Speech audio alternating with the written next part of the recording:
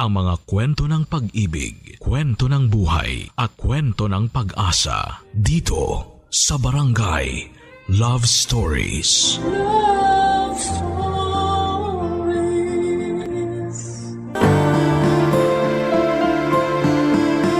Ang pagtataguyod ng anak ay isang tungkulin para sa mga gustong maging magulang. Kaya nga may iilan na gagawin ang lahat kahit mapalayo man sila sa kanilang mga anak upang maibigay lamang sa mga ito ang kanilang pangangailangan. Ikaw kabarangay, ano ang handa mong isakripisyo para sa mga anak mo? Dear Papa Dudut, hindi lang mga ilaw ng tahanan ang handang magsakripisyo para sa kanilang mga anak, kundi maging ang mga tulad namin na haligi ng tahanan. Kaya nga kahit mahirap mapalayo sa pamilya ay tinitiis ko ang lungkot, mabigyan lang na magandang kinabukasan ang aking anak na naiwan sa Pilipinas. Walang gabi bago ako matulog na hindi ko iniisip ang magiging buhay ng anak ko sa hinaharap. Sakaling wala akong ipong pera. Buti na lamang kahit papaano ay napapasaya ako ng programa ninyong Barangay Love Stories na madalas ko pong pinakikinggan online. Tapos isang araw ay naisip kong magpadala na lamang ng sulat sa inyong istasyon upang ibahagi ang aking kwento o Papa Dudut. Bago tayo pumunta doon, magpapakilala muna ako. Tawagin niyo na lamang ako sa pangalang J-Mart. 31 years old at isang OFW dito sa Taiwan. Bali factory worker ako rito at mag-iisang taon pa lamang ngayong 2025. Tubong Quezon City ako at nasa biyanang kong babae ang kaisa-isa kong anak. Mahirap na talaga ang pamilya namin noong araw. Hindi nga ako nakatungtong sa kolehiyo at hanggang high school lamang ang natapos ko. Sa kabila ng lahat, masipag ako at madiskarte sa buhay. Sa katunayan ay marami na akong negosyong pinasok pero lahat ay kulelat dahil nahihirapan akong palaguin ang puhunan ko. Siguro'y dahil wala akong sapat na kaalaman. Na-scam at inuutangan pero hindi binabayaran hanggang sa nakapasok at nagtrabaho na lamang ako bilang janitor. Papadudot bunso ako sa 6 na magkakapatid at lahat ng mga kuya at ate ko ay may sarili na pong pamilya. Pareho na ring patay ang mga magulang namin. Kaya mag-isa na lamang akong namumuhay na mga panahong nakilala ko si Katrina, ang nanay ng anak ko. Sa isang online dating app kami nagkakilala taong 2023.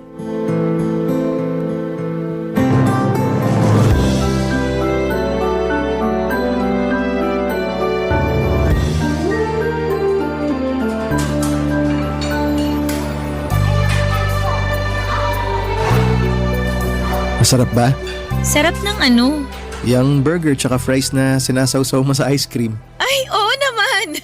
Favorite ko tong burger pero mas panalo tong fries na sinasawsaw sa ice cream. Ngayon ko lang nalaman na pwede pala tong gawing sawsawan.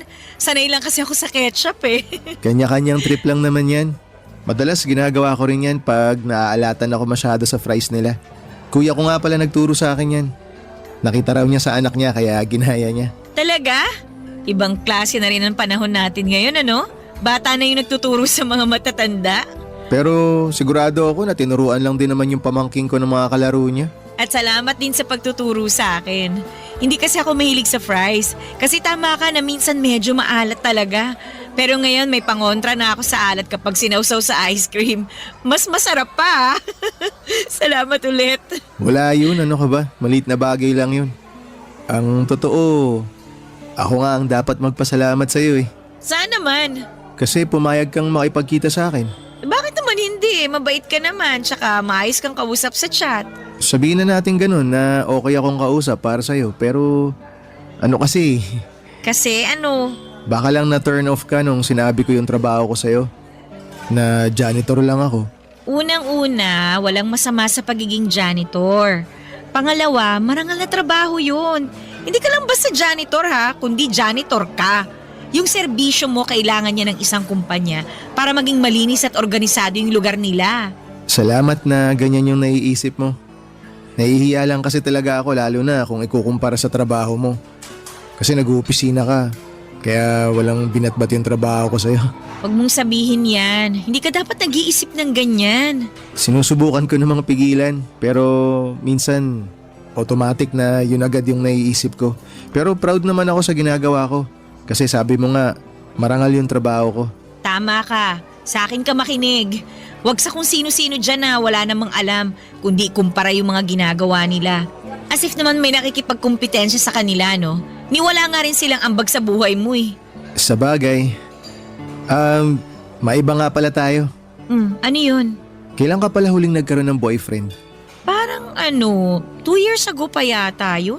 Gaano kayo katagal?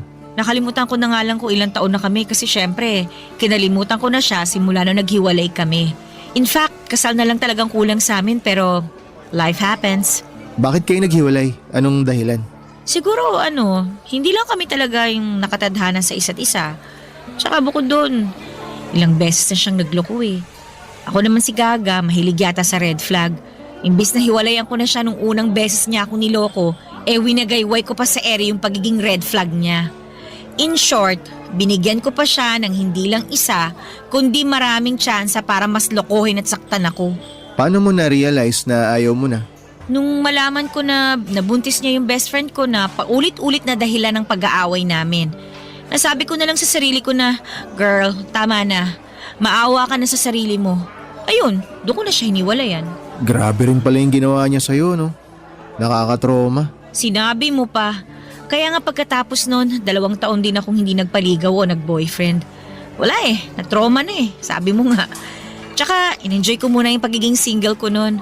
Hanggang sa na-realize ko na gusto ko na ulit ma-in love. Kaya ka ba nasa dating app? Oo, tsaka kaya kita nakilala dun. Ikaw, bakit ka naman nasa dating app? Tulad mo, gusto ko rin ma-in love. Nox naman. Swerte mo nakilala mo ako kasi kung hindi mo na itatanong, masarap ako magmahal. Aba, tinawanan lang ako. Hindi ka naniniwala? Ano, sabihin mo, hindi ka naniniwala, no? Pamilyar ka naman siguro sa kasabihan na to see is to believe. Kaya maniniwala lang ako kapag pinatunayan mo. Ibang klase, ako pa talaga yung hinamon. Ayos mukhang palaban ka. Ay, oo naman. Wala yata akong inaatrasan. Sa dami ba naman ng masasakit na pinagdaanan ko sa buhay ko? Sisiw na lang yung mga hamon mo. Kahit sino, lalabanan ko. Lang, baka isipin mo, napakako naman. Wala akong iniisip na ganyan. Naaliw nga ako sa'yo Aba, at ginawa mo pa akong clown ha? Uy, hindi Ano ka? Biro lang. Buti pa kain na lang tayo, tapos ikaw naman magkwento tungkol sa dati mong love life. Papadudot maganda si Katrina. Siya ang tipo kong babae at aminin kong natulala talaga ako ng sandali ng unang beses ko siyang makita. Akala ko nga ay nananaginip lamang ako lalo na nung pumayag siyang makipagkita sa akin. Simula kasi noong nagkausap kami ay hindi ko na itinago sa kanya ang trabaho ko. Nag-alala lamang ako dahil baka hindi niya ako tanggapin kahit bilang kaibigan man lamang dahil nga sa pagiging janitor ko. Hindi naman po sa minamaliit ko ang trabaho ko. Alam ko sa sarili kong marangal ang ginagawa ko at nagsisikap naman ako sa buhay. Pero kung may pwede pa akong gawin na ibang trabaho bukod sa paglalampaso ng sahig at pagpupunas ng bintana ay nakahanda ko talagang gawin, Papadudot. Sa kabila ng lahat ay pinaramdam sa akin ni Katrina na hindi ako naiiba sa mga katulad nilang nagtatrabaho sa opisina. Trinato niya ako ng mabuti. Bagay na lalo kong nagustuhan sa kanya. Nagtuloy-tuloy ang komunikasyon namin hanggang sa umamin akong gusto ko siyang ligawan. Siyempre, kinabahan ako dahil baka ayaw niya. Pero inisip ko na lamang na kung ano man ang magiging desisyon niya, pumayag man siya o hindi, ay tatanggapin ko ng maluwag sa loob ko. Ang importante sa akin ay sumugal ako sa pag-ibig, Papadudot. Pero siguro ikakampi ko pa rin ang langit dahil pumayag si Katrina na ligawan ko siya. Hindi nagtagal ay pinapunta niya ako sa bahay nila para ipakilala sa kanyang nanay, Papa Dudut.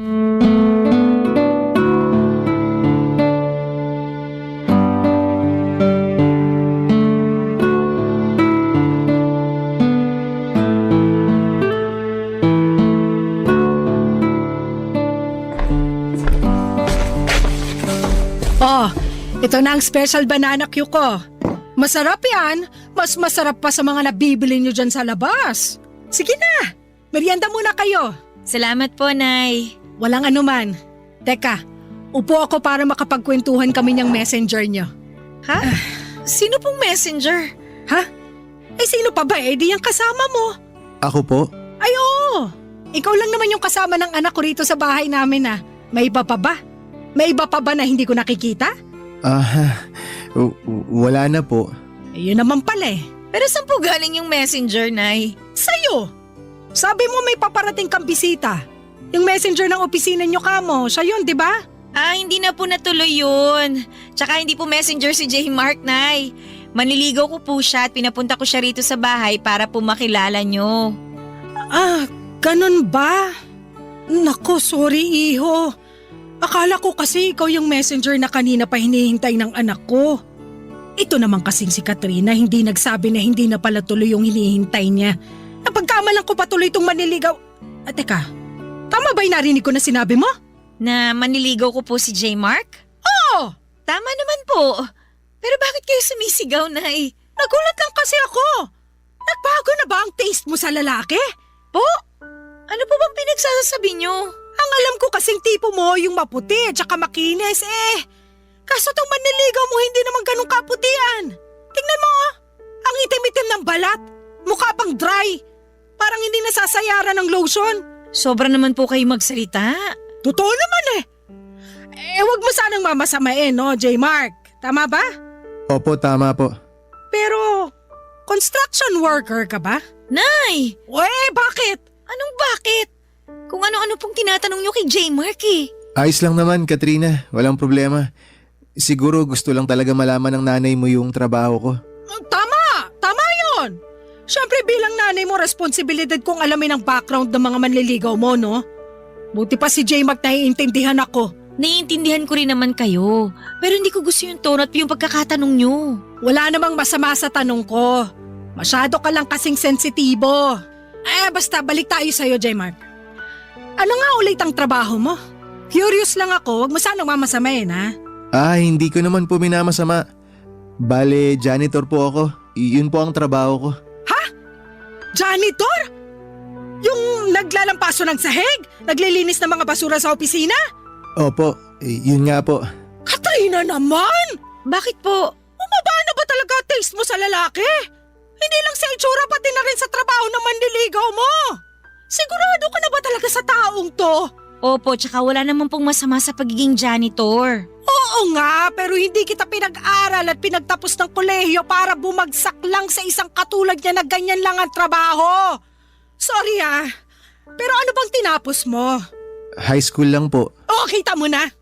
Kaya janitor ka kasi high school graduate ka lang.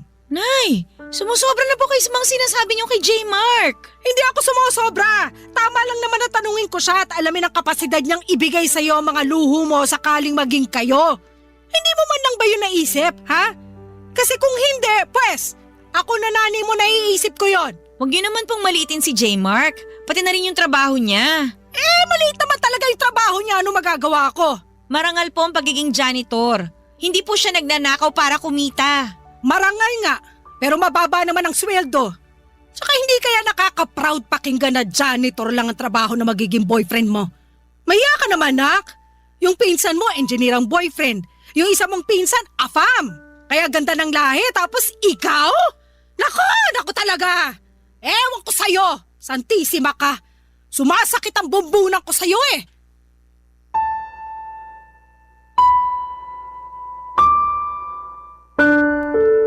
Papa Dudut, matagal na simula nang nagka-girlfriend ako. Sa sobrang tagal na nga ay hindi ko na po maaalala. Nahihiya kasi akong makipag-date ng walang panggastos kaya hindi talaga ako pumapasok sa isang relasyon. Kaya nga inabala ko na lamang ang sarili ko sa pagtatrabaho habang nag-iipon.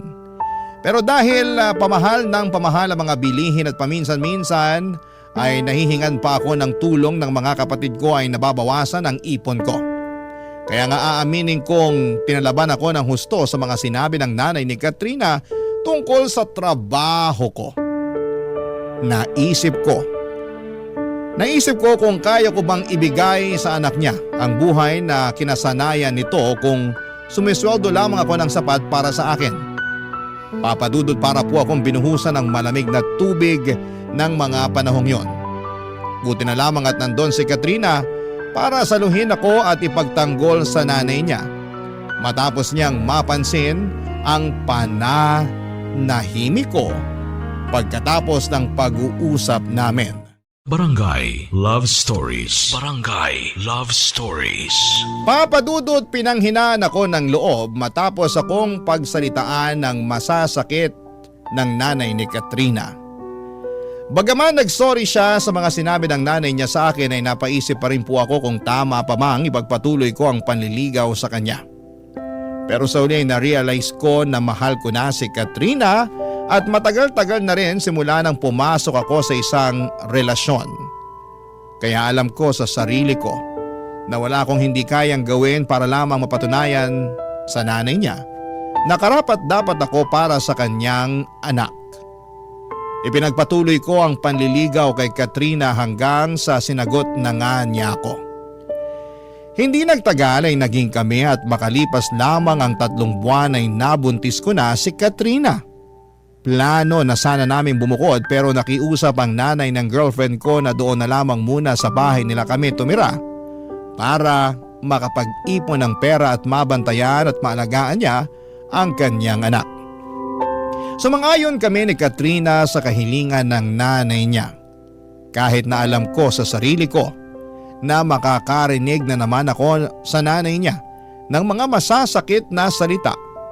At hindi nga ako nagkamali doon, papadudot.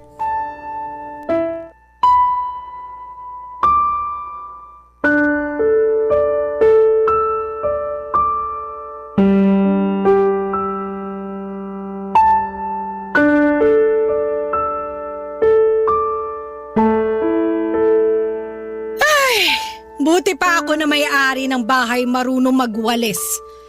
Samantalang yung iba dyan na nakikitira lang, pakape-kape lang, oh. Kapal talaga ng mukha, grabe. Nay, ako po ba yung pinariringgan nyo? O sino pa nga ba? Wala namang ibang tao rito kundi tayong dalawa lang.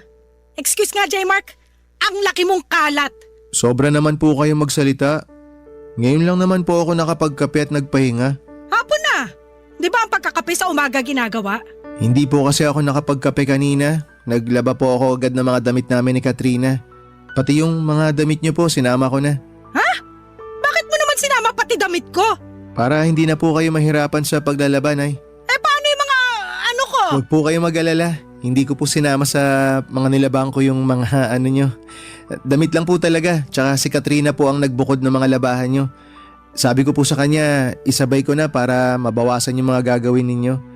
Nakwento po kasi sa akin ng anak nyo na madalas raw po nyong ireklamo yung balakang nyo na sumasakit pag matagal kayong nakaupo. Ganon talaga pag tumatanda pero sa susunod, huwag ka na nga magmamarunong pwede. Sinubukan ko lang pong makatulong. Hindi naman po ako nagmamarunong. Nagmamarunong ka eh.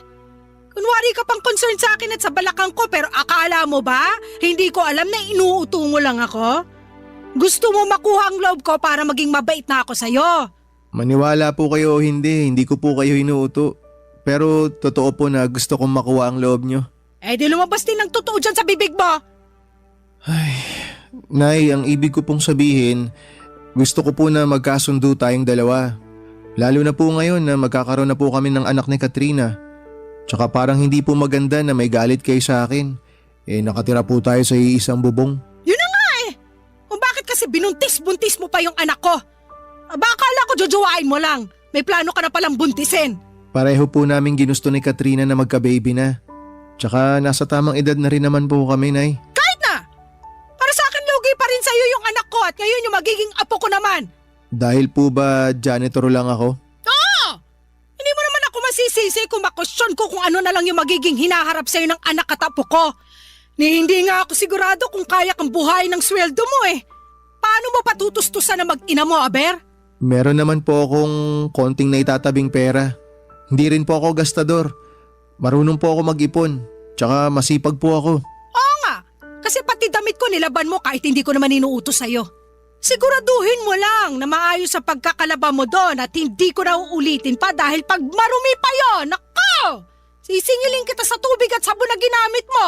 Sobra naman po kayo makapagsalita sa akin. Hindi yun sobra. Nagsasabi lang ako ng totoo. Matagal na pong biyasa tong mga kamay ko sa pagkukusot at pagpipiga. Bata pa lang po kasi ako na naglalaba sa amin. Kaya sinisiguro ko po sa inyo na maayos po yung pagkakalaba ko ng mga damit nyo. O hindi ko naman talaga tinatanong at wala akong pakialam.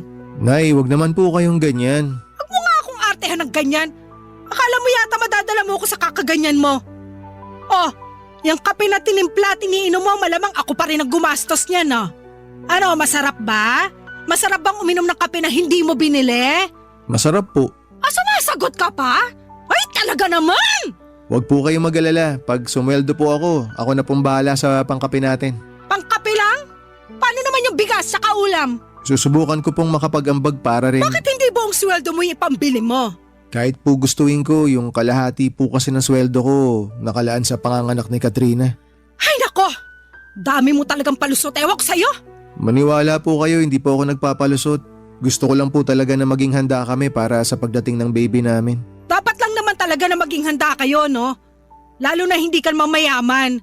Lalong dapat doblehin mo, hindi kaya triplehin mo yung pagsisikap sa pagtatrabaho. Kung kailangan mong gawing araw ang gabi at magtrabaho pa rin na magtrabaho, gawin mo! Wala kang karapatang magpahinga kasi wala kang pera!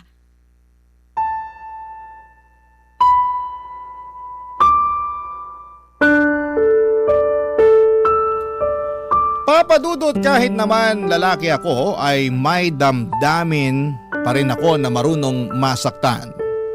At yun ang eksaktong naramdaman ko matapos akong insultuhin at maliitin ang nanay ni Katrina. Kahit na gusto ko pang mga tuwiran, alam ko na wala ako sa lugar at baka pagmulan lamang yon ng malaking pagtatalo namin ng nanay ng kinakasama ko.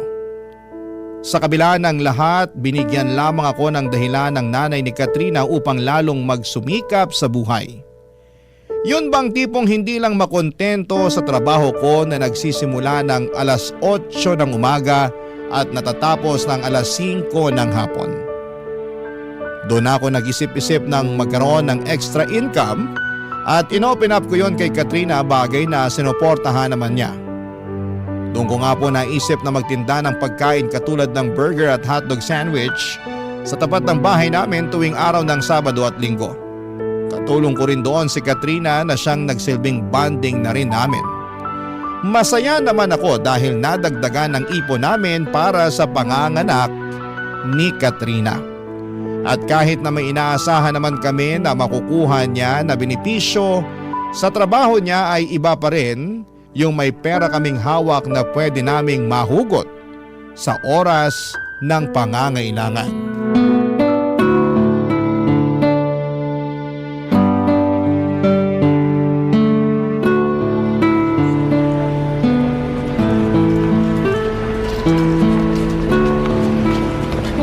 Wow! Sold out na naman yung burger at hotdog sandwich natin ah. Maaga tayo makakapagsara nito. Oo nga eh. Dahil dyan pupunta ako sa palengke. Bibili ako ng mga rekado. Magluluto ako ng paborito mong ulam. Alin? Yung menudo? Oo, bakit? May iba ka pa bang gusto bukod sa menudo? Wala na eh. Gusto ko nung menudo mo kasi hindi masarap yung mga tinda dyan sa labasan. Kung hindi matabang, maalat. Tapos meron namang sobrang tamis. Ewan ko ba sa mga yan? Parang joke time yung pagluluto ng ulam na binibenta nila. Di ba pag nagbebenta ka, dapat sinasarapan mo? Mismo, pero sabi mo nga, ewan natin sa kanila. Pero maya-maya ka na umalis ha, maaga pa naman tsaka katatapos lang natin magtinda. Upo muna tayo rito tsaka magkwentuhan muna tayo. Gusto mo ng kape? Timpla kita? Wag na. Sabi kasi ng nanay mo, sa umaga raw dapat nagkakape. At nakinig ka naman kay nanay. Nagkakape pa rin naman ako sa hapon, hindi ko lang pinapakita. Kasi baka may masabi na naman siya. Tungkol sa bagay na yan, pagpasensyahan mo na si nanay ha. Menopause na kasi yun kaya ganun ng tabas ng dila nun. Ewan ko ba naman sa nanay kung yun? Ayos lang sa akin yun. Na-inspire nga ako pag pinagsasabihan niya ako ng ganun eh. Na-inspire ka na ano? Na magsikap ng gusto para sa pamilya natin. Oo, masakit yung iba niyang mga sinasabi pero naisip ko lang na nanay pa rin siya eh. Siyempre gusto niya lang kung ano yung maganda para sa'yo. Tsaka pinangangaralan niya lang ako, yun ang tingin ko ah. Kaya nga imbis na magmukmok o magalit ako sa kanya dahil sa mga masasakit na sinasabi niya sa akin, iniisip ko na lang na yun yung paraan para mas mapalago ko pa yung sarili ko.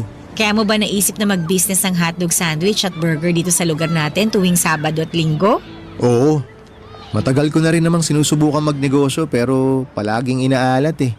Laging minamalas. Ayun, kaya hindi nagtatagal. Oo, bakit naman? Ang iniisip ko na lang baka hindi para sa akin yung mga sinimulan kong negosyo. Kaya nag-concentrate na lang ako sa pagtatrabaho. Pero buti hindi ka pa rin sumusuko, no? Sumuko saan? Sa pagninegosyo? Oo, naisipan mo pa rin na magtinda kahit na sabi mo nga minamalas ka. Siyempre, dapat subok lang tayo ng subok. Tsaka nasa isip ko, gusto ko kasi talagang magtagumpay. Lalo na tong negosyo na sinimulan natin. Malaki na yung pakinabang nito sa atin kung tutuusin. Extra income sabi nga ng nanay mo. Kung hihintayin ko lang kasi yung sweldo ko, kinsenas katapusan, hindi tayo makakaipon ng malaki-laki para sa paglabas ni baby, di ba? Naiintindihan ko naman na yun talaga yung gusto mong mangyari, yung makaipon ng malaki. Pero sana, huwag mo pa rin masyadong pagurin yung sarili mo. Na-appreciate ko naman lahat ng pagsasakripisyo mo para sa pamilya natin. Pero huwag ka namang gigil masyado. Baka kasi kumapano ka eh. Kawawa naman kami na magiging anak natin. Walang mangyayari sa akin. Malakas kaya ako. Alam ko naman yun. Pero mabuti na rin yung nag-iingat. Tsaka dapat balanse lang ang lahat. Paano ba yung balanse? Ano, yun bang may oras ng trabaho pero syempre may oras din ng pahinga. Nagpapahinga naman ako ah. Huwag kang mag-alala. Hindi ko lang mapigilan kasi na nakikita ko na halos gawin mo ng araw yung gabi. Ang sipag-sipag mo kaya, wala akong masabi kundi napakaswerte ko talaga sa'yo. Yun lang din naman kasi ang maipagmamalaki ko eh, yung kasipagan ko. Hindi rin. Marami kang mabubuting bagay at katangian na pwede mong ipagmalaki. Una na dyan yung trabaho mo kasi marangal yun. Tsaka wala kang tinatapakang tao. Tsaka hindi ka naman tatagal ng halos 5 taon doon sa pinapasukan mo kung hindi maayos ang serbisyo mo. Totoo rin naman yan. Hindi talaga nila ako madaling mapapalitan kung tutuusin kasi maayos naman ako magtrabaho. Kaya nga dapat mong ipagmalaki yun. Yung mga janitor kasi namin sa office, nako, sandali lang. As in, 1 o 2 buwan, ibang mukha na kagad yung makikita namin. Hindi raw kasi maayos magtrabaho. Tsaka madalas inirereklamo ng mga boss, kaya tinatanggal sila sa trabaho. Pero para sa akin, kahit ano pa yung trabaho mo, basta marangal yan. Dapat minamahal mo ng husto, lalo na sa hirap ng buhay ngayon. Tama. Yung trabaho mo kasi, yan ang sumusuporta at bumubuhay sa pamilya mo. Kaya dapat lang na mahalin at irespeto mo.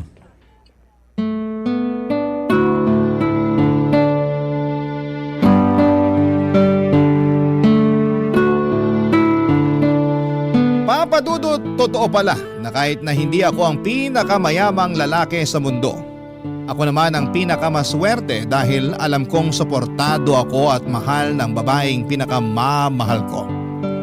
Iba sa pakiramdam. Ang sarap-sarap na tipong kahit nakakapagod ang maghapong trabaho ay mabilis na naiibsan yon ng mga mabubuting salita at papuri sa akin ni Katrina. Simula kasi pagkabata ay hindi ko naranasan sa mga magulang ko ang bagay na yon. Lagi kasi silang nanunumbat at nagagalit. Lalo na dahil sobrang hirap lang ng buhay namin noong araw. Kaya nga Papa Dudut, pinangako ko sa sarili ko na sakaling magkaroon ako ng mga anak ay hindi ko sasabihin ang lahat ng masasakit na salita na sinabi nila sa amin. Yun bang tipong sinisisi nila kami sa kasalanan daw namin kaya kami mahirap. Kaya nga lalo akong magsisikap upang pagdating ng araw, Papa Dudut, ay maibigay ko sa mga anak namin ni Katrina, Papa Dudut. Barangay Love Stories. Barangay Love Stories.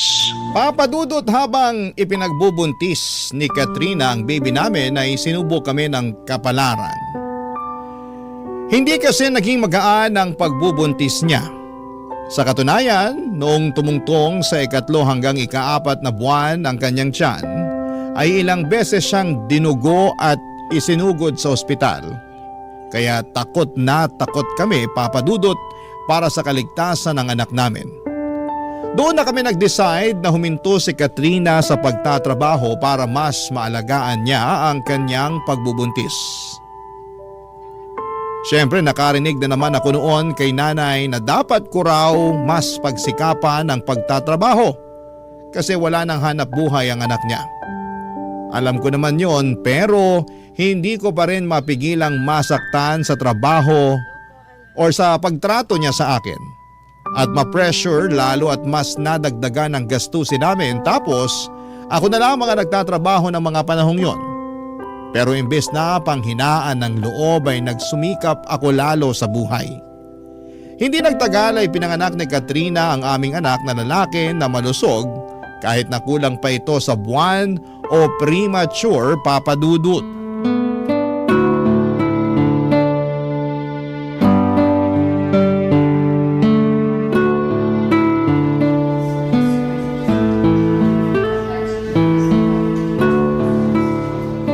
Okay ka lang ba?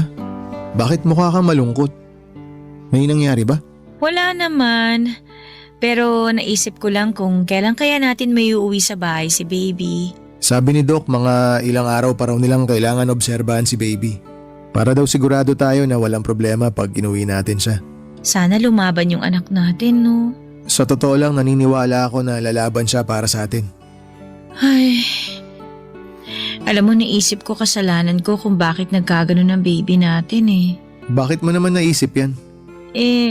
Pakiramdam ko kasi hindi sapat yung pag-aalaga at pag-iingat na ginawa ko. Hindi totoo yan. Nag-resign ka nga sa trabaho para mas maalagaan mo yung pagbubuntis mo di ba? Oo, pero hindi ko kagad ginawa eh. Sana nung una pa lang nag-resign na ako para mas natutukan ko yung pagbubuntis ko. Naniniwala ako na ginawa mo, na ginawa natin lahat ng paraan para mabantayan at maalagaan sa sinapupunan mo si baby. Kaya wag mo nang sisihin yung sarili mo sa nangyari. Tsaka naipanganak mo naman ng maayos yung baby natin eh.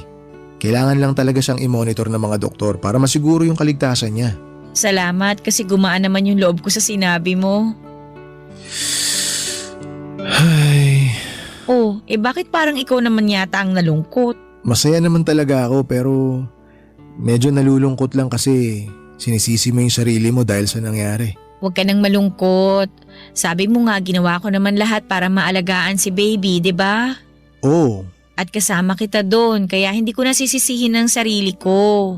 yan ang pinakamagandang isipin. Mas pagtuunan na lang natin ng pansin yung paggaling mo para makalabas na kayo rito ni baby sa ospital. Excited na nga ako umuwi sa bahay eh. Ako rin, gustong gusto ko na kayong iuwi. Pero pag hindi nangyari yon, ikaw nang bahala sa anak natin ha. Uy, anong pinagsasabi mo dyan? Wala naman. Gusto ko lang mangako ka sa akin na kahit anong mangyari, mawala man ako o ano, hindi mo pa rin pababayaan yung anak natin. Hindi ka mawawala. Bakit ka naman mawawala? Ewan ko. Basta bigla na lang pumasok sa isip ko eh. Hindi ako naniniwala na bigla mo na lang naisip yan. Ano ba talagang problema? Ay, sorry. Ano ka ba? Huwag ka mag-sorry. Ang pinakamaganda na gawin mo, ikalma mo yung isip mo. Tsaka pagtuunan mo ng pansin yung paggaling mo. Mapapanatag lang ako kung mangangako ka sa akin. Mangangako na ano? Naaalagaan mo yung anak natin kahit na anong mangyari. Siyempre kahit naman talaga anong mangyari, aalagaan ko yung baby natin eh. Hindi ko siya pababayaan. Pati ikaw, hindi rin kita pababayaan. Magsisikap ako ng gusto para maitaguyod ko yung pamilya natin. Salamat, J-Mark ha. O ano, okay na. Nangako na ako ha. Dapat ikaw rin mangako ka sa akin O ano naman ang ipapangako ko? na magpapagaling ka. Naaalagaan mo yung sarili mo para lumakas ka. Para sa amin ang anak mo. Kasi marami pa akong pangarap kasama kayo ng baby natin. Hindi ko kakayanin kung may isa sa inyo mawala sa akin. Walang mawawala sa amin, no? Pareho yata kaming warrior ng anak mo. Ikaw ba naman nanay eh? Sigurado warrior talaga yung anak mo. Thank you sa pag-aalaga sa amin ng baby natin. Simula pa lang nung nagkakilala tayo at nalaman nating magkakaanak tayo. Thank you talaga, mas pinagaan mo yung pagbubuntis ko. Hindi mo kailangan ipagpasalamat sa akin yun kasi masaya ako na alagaan ka. At ngayon, responsibilidad ko na yun bilang padre de pamilya. Kaya asahan mo na gagawin ko ang lahat para maalagaan kayong dalawa ni baby. Pangako yan. Ang swerte-swerte ko talaga sa'yo. Tama talaga yung desisyon ko na tanggapin yung panliligaw mo at sagutin ka. Alam ko na kasi na magiging mabuting tatay ka sa anak natin eh. Salamat at naisip mo yan.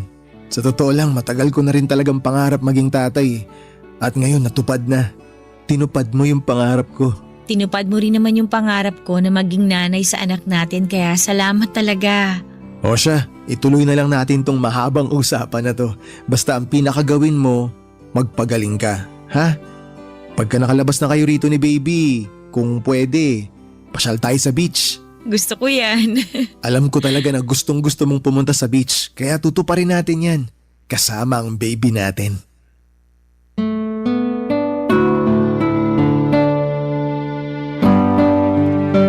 Papadudot, para sa akin ay walang kasalanan ang kinakasama ko sa nangyari sa anak namin. Alam ko na ginawa niya ang lahat upang maalagaan ng baby namin at maisilang ng maayos. Kaya nga ang laki ng respeto at pasasalamat ko kay Katrina dahil sa ginawa niyang pagsasakripisyo, mabigyan lamang ako ng anak. Pero aminado ako na natakot ako noong nagkausap kami dahil para siyang nagbibili na. Sa kabila ng lahat ay sinantabi ko ang pangamba ko at nag-focus sa pagsasaayos ng kwarto namin para sa nalalapit na pag-uwi ng mag-ina ko sa bahay. Ganon din ang iba pang papeles at pera na kailangan na pambayad sa ospital. Kaya lang, hindi na nangyari yon. Dahil makalipas lang ang isang araw ay nag-50-50 sa Katrina bago siya binawian ng buhay. Papadudot, nagkaroon pala ng komplikasyon ang panganganak niya. At hindi na yon naagapan pa. Papadudot, namatay ang kinakasama ko. Matapos maipanganak ang baby namin. Sobrang sakit, papadudot. Para akong napilay ng mga panahong yon at pakiramdam ko ay pinagsakluban ako ng langit at lupa. Matapos iwanan na lamang ni Katrina ng basta-basta. Iyak ako ng iyak na para bang gusto ko na ring sumunod sa kanya, papadudot. Hindi ko akalain na maglalaho ng ganong kabilis ang lahat ng mga pangarap namin. Ang sakit, lalo't plano ko na yayain siyang magpakasal kapag nakarecover na siya sa panganganak. Pero alam ko na hinding-hindi na yon mangyayari pa. Ilang araw, papadudot, pagkatapos ng libing ni Katrina ay mas lalo akong nalugmok dahil sa matinding kalungkutan.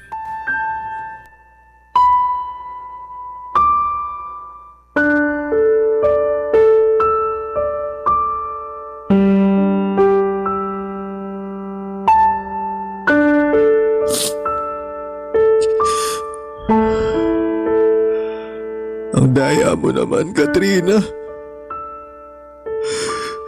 Pakadaya mo. Di ba nag-usap pa tayo? Napupunta tayo sa beach kasama si baby pagkalabas niya sa ospital. Binigla mo naman ako. May sorpresa pa naman ako sa'yo paglabas mo. Hayain na sana kita magpakasal eh. Pero wala na. Iniwan mo lang kami ng anak natin. Sobrang sakit naman dito, Katrina. Sobrang para akong dinudurog. Nararamdaman ko yung kaluluwa ko na uupos na.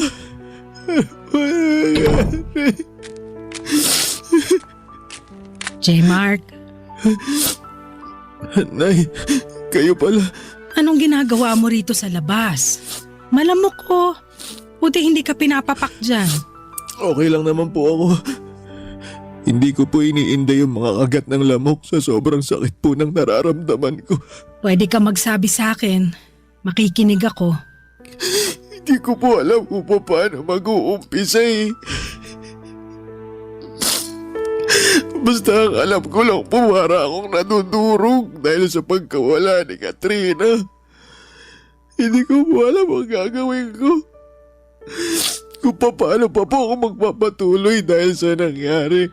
Wala namang madali pero hindi mo yung kailangan gawin mag-isa. Nandito ako. Kahit naman paano anak na rin ang turing ko sa'yo. Salamat po, Nay. Tungkol doon sa mga hindi natin pagkakaunawaan, wala na sa akin yun. Simula nung namatay ang anak ko, pinagsisihan ko na lahat ng mga kasalanan ko sa'yo. Pati na rin yung mga masasakit na salita na paulit-ulit kong sinabi sa'yo nun. Pasensya ka na talaga ha.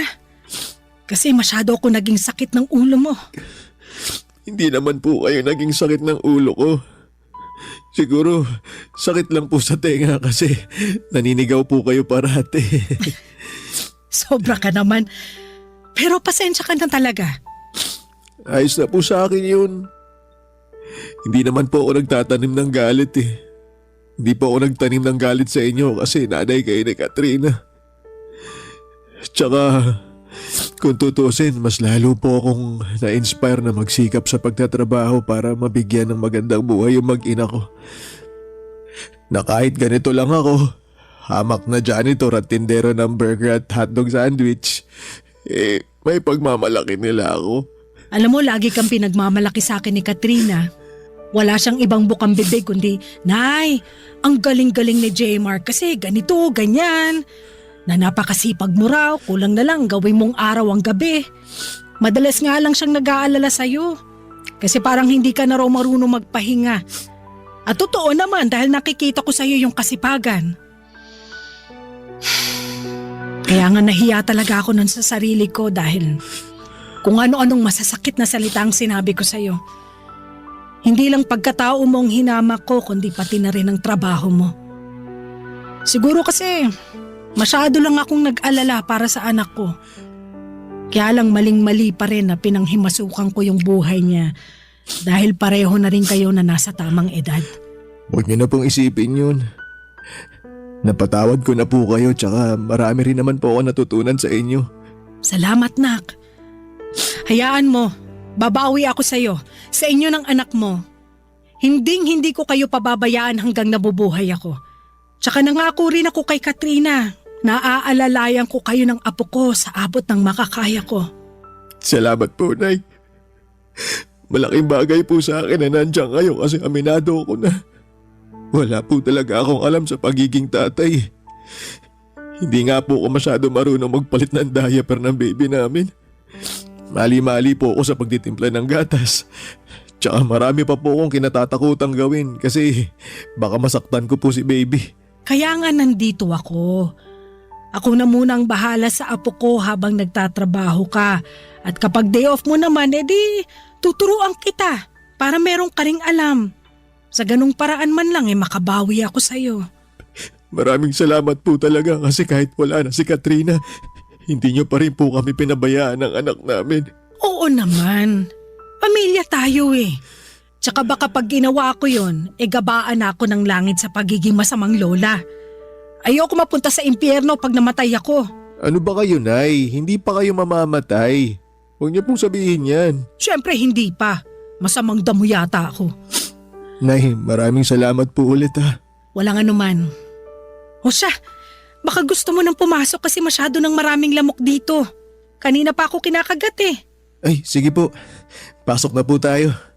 Baka biglang magising si baby tapos wala ako sa tabi niya. Yun nga rin ang naisip ko. Kaya tara na sa loob.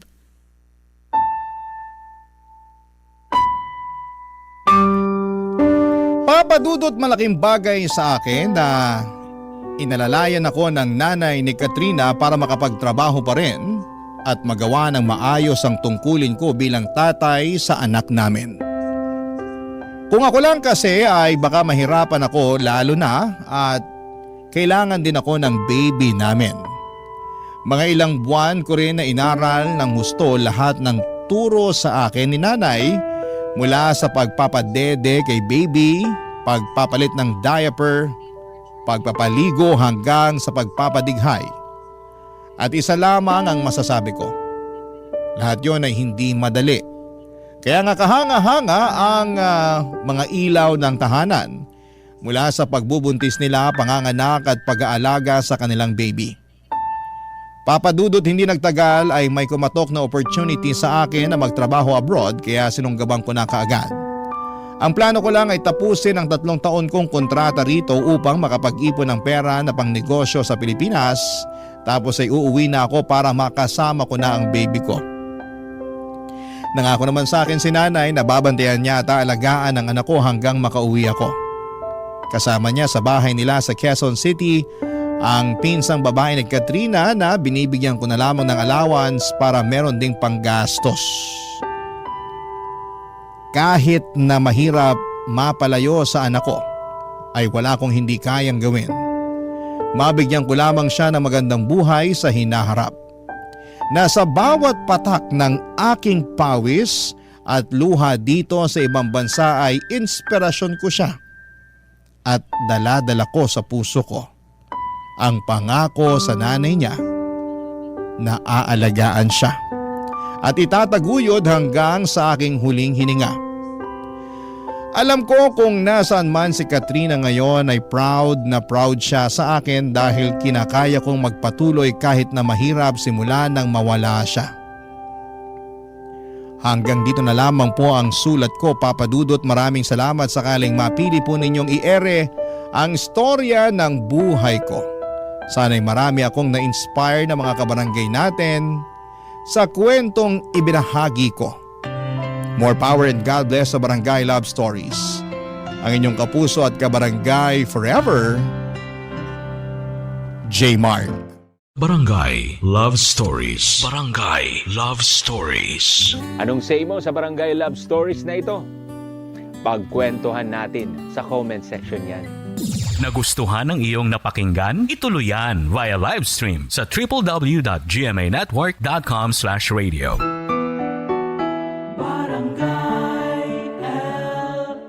In Mega Manila, 97.1. Forever!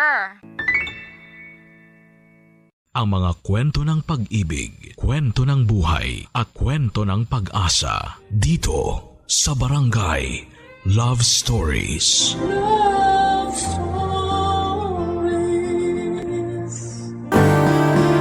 Lahat po tayo ay deserve ng kapatawaran. Pero di lahat ay deserve ng second chance. Kaya nga pag binigay ang mga ito sa atin ng taong mahalaga sa atin ay huwag na nating sasayangin. Ikaw kabarangay, may tao ka bang pinatawad at binigyan ng ikalawang pagkakataon?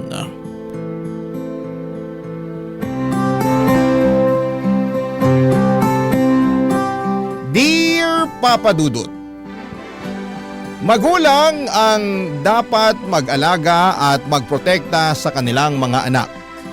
Lalo na kung ito ay inaapi ng ibang tao.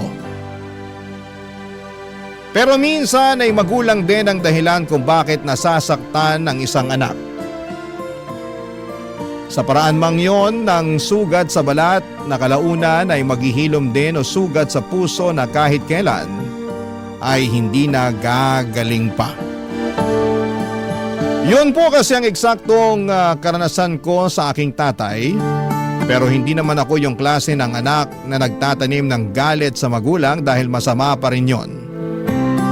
Kaya nga nililibang ko na lamang ang aking sarili para makalimutan ko ang sakit at ninanakit ko sa aking tatay Lalo na nung araw na nawala si Nanay Papa Dudut. Pero bago ko umpisahan ang kwento ko ay gusto ko muna kayong batiin ng isang mapagpalang araw. Ako po si Roxanne, 31 years old at nagtatrabaho bilang chef sa isang hotel dito sa Manila. Meron na po akong asawa at isang anak at sa kasalukuyan ay kasama ko rin sa tinitirhan namin ang Daddy Gino ko. Malaki ang galit at tampo ko sa kanya na nagsimula noong araw. Pero ngayon ay napatawad ko na siya. Gusto ko na lang bumawi sa kanya at iparamdam na narito lang ako bilang anak niya. Sa katunayan ay naging libangan na rin namin ang makinig sa programa ninyong Barangay Love Stories. At lagi kaming nagpapalitan ng kuro-kuro kada may napapakinggan kami na tumatiming at tumutusok sa puso namin. Lalo na kapag story yon tungkol sa pamilya. Tapos ay doon siya nagka-ideya na what if subukan ko raw sumulat sa inyong istasyon. Matagal-tagal ko rin pong pinag-isipan kung ipapadala ko ba sa inyo ang aming kwento, pero sa huli ay gusto namin na may matutuhan ang mga kabarangay natin mula sa mga karanasan namin, Papa Dudut. Magsisimula ang lahat noong 18 years old ako. Tubong Occidental Mindoro ako at doon ako pinanganak at lumaki. 5 buwan pa lamang ang nakakalipas nang mamatay ang mami ko dahil sa breast cancer. Bago yun ay 2 taon din siyang nakipaglaban sa naturang sakit. Solong anak nila ako ni Daddy. Hindi naman kami mayaman, may kaya lang, kaya kahit papaano ay may maayos kaming bahay na natitirhan at nakakapag-aral ako. Meron din kaming malit na grocery store na pinapatakbo ng mga magulang ko. Pero nung nawala ang mami ko ay si Daddy na lamang ang mag-isang nag-manage noon. Kaya lang ay unti-unti yung nalulugi na, Papa Dudut.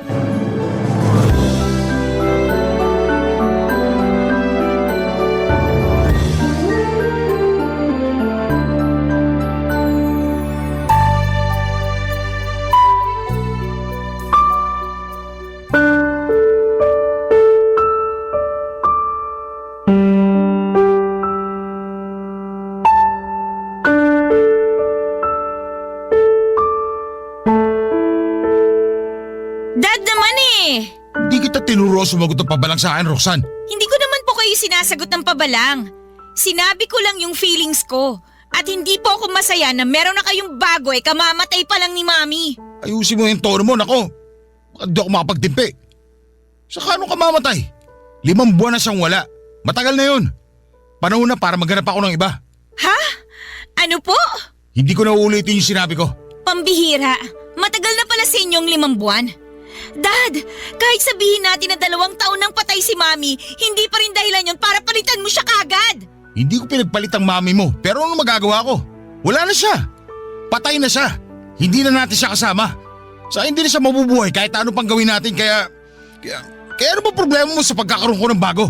Hindi lang ako makapaniwala na magkakaroon na kagad kayo ng bago. Kala ko kasi nagluluksa pa tayo pero mukhang naka-move on na kayo. Nagluluksa pa rin naman ako pero naisip ko kailangan pa rin natin magpatuloy. Alam namang habang buhay tayo magluksa sa pagkawala ng mami mo, hindi ba? Hindi naman kailangang habang buhay pero masyado pa pong maaga para palitan niyo siya. Anong maaga dun? Dapat ba may schedule pag-aasawa ko? Ewan ko sa inyo. Ugali mo ha. Saka para sa kaalaman mo, nagluluksa pa rin naman ako. Nagluluksa pero meron na kagad kayong iba? Sana man lang pinalipas niyo muna ng mag-1 taon si Mami bago kayo naghanap ng kapalit niya. Hindi ko pinalitan ng mami mo. Siya pa rin ang unang asawa ko. Siya pa rin ang nanay mo. Yung babaeng minahal ko at pinakasalan. Pero wala na siya. Siguro naman hindi na siya magtatampo. Sakali naghanap na ako ng iba, hindi ba? Hindi na nga siguro kasi patay na siya. Pero ako ba hindi niyo man lang naisip? Sana iniisip niyo man lang yung mararamdaman ko. Iniisip kong nararamdaman mo. Kaya ako naghanap ng bagong mami na mag-aalaga sa'yo, anak. Alam ko kasi na hindi kita maasikaso. Dahil busy din ako sa tindahan natin kaya… Pero sana tinanong niyo pa rin ako. Sana hiningi niyo pa rin yung opinion ko. Kala ko pa naman mahal niyo ako. Mahal nga kita. Mahal niyo lang yung sarili niyo. Roxanne, sumusobra ka na ha? Hindi na ako natutuwa sa mga sinasabi mo sa akin. Baka nakakalimutan mo, tatay mo pa rin ako. Hindi ko naman po yun nakakalimutan Alam ko naman po na tatay ko pa rin kayo. Kaya nga makinig ka sa akin. Sigurado ako magugustuhan mo yung bagong mami mo kasi mabait siya. Mapapalapit ka sa kanya kagad. Ibig sabihin may plano na po kayong patirahin siya kasama natin dito sa bahay? Oo, meron na. Dad naman! Ang bilis naman nun! Pasensya ka na kung masyadong mabilis ang lahat. Ako naman yung nag-offer sa kanya kasi nga magulo raw doon sa kanila. Lagi siyang stress at umiiyak pag nagkikita kami. Kaya gusto ko sana na palipati siya dito sa atin. Alam po ba niya na may anak kayo? Oo naman. Nakita na nga rin niya yung picture mo kasama yung mami mo nung nabubuhay pa. Sabi niya, ang ganda mo nga raw. Kamukhang kamukha mo raw yung mami mo. Sa totoo lang, excited siya makita at makilala ka. Marami kasi ako nakwento sa kanya na magaganda katangian mo. Kaya umaasa ako na magpapakabait ka pag pinakilala ko na siya sa'yo, anak, ha? Huwag mo ko ipapahiya. Opo, Dad. Basta lagi mo lang tandaan na ginagawa ko to kasi mahal na mahal kita. Nakikita ko kasi na lagi ka malungkot at umiyak simula nung nawala ang mami mo. Kaya naisip ko baka kailangan mo ng bagong mami. Yung mag-aasikaso sa'yo at mag-aalaga para hindi mo maramdaman na nawalan ka ng nanay. Kaya ko naman po yung sarili ko eh. Hindi ko kailangan ng bagong mami na mag-aalaga sa akin. Alam ko, pero hayaan mo akong gampanan ko ang pagiging tatay ko sa'yo. At yun nga yung hanapan ka ng bagong mami. Ni sa hinagap ay hindi ko naisip na magagawang ipagpalit ni Daddy si Mami ng ganong kabilis. 5 buwan pa lamang napatay ang nanay ko pero meron nang ipinakilalang ibang babae ang tatay ko. Masama ang loob ko kasi pakiramdam ko ay kinalimutan na niya ang mami ko at dinungisan lamang niya ang mga ala-ala nito. Akala ko pa naman ay mahal na mahal niya ang nanay ko kasi yon ang nakikita kong turingan nila noong buhay pa si mami. Pero mukhang nagkamali ako, Papa Dudut. Pero pinaliwanag pa rin ni Daddy na ginawa lang daw niya yon para sa kapakanan ko. Bagay na hindi ko nagawang kontrahin ng mga panahong yon, Papa Dudut. Hanggang sa dumating yung araw na tuluyan ng binahay ng tatay ko si Normaline, ang babaeng ipinalit niya kay Mami. At pinilit nila akong tratuhin siyang parang nanay ko. At kahit ayoko ay wala na akong nagawa dahil hindi naman ako pinalaking bastos ng mga magulang ko. Kinausap din ako ng mga tiyahin at tiyuhin ko sa side ni Daddy na hindi naman daw masama ang ginawa ng tatay ko. Patay na raw ang mami ko nang dumating sa buhay namin si Normaline. At baka hindi raw kaya ni Daddy na mag-isa kaya naghanap kaagad siya ng makakasama sa buhay. Sa isip ko ang unfair kasi nandito naman ako na anak niya. Pero baka ganon talaga. May mga pangangailangan siya na hindi ko mabibigay. Sa totoo lang ay mabait at responsable naman ang daddy ko kaya hindi nagtagal ay umamo ulit ako sa kanya. Sinubukan kong tanggapin si Normaline sa pamilya namin kaya lang ay nagkaroon ng problema, Papa Dudut.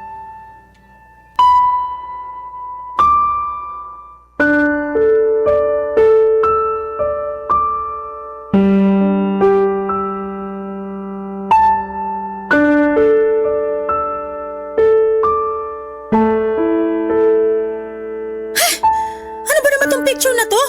Ang pangit! Dapat dito sinusunog, tinatapon o tinatago sa baul eh.